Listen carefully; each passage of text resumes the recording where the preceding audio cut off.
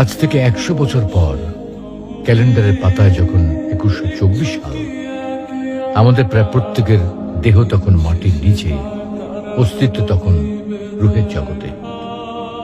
ইতিমধ্যে ফেলে যাওয়া আমাদের সেই সুন্দর বাড়িটা হয়তো পরবর্তী প্রজন্ম ভোগ করছে। পছন্দের কাপড়গুলো ব্যাকডেটেড হয়ে গেছে।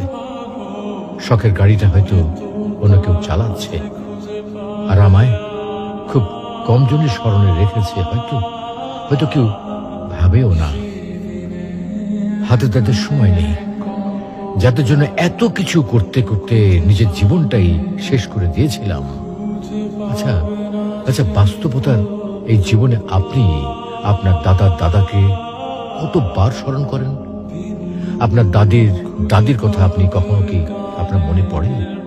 পৃথিবীর বুকে আজকে এই বেঁচে থাকা, এত হইচই, এত মায়া কান্না এভাবেই চলছে।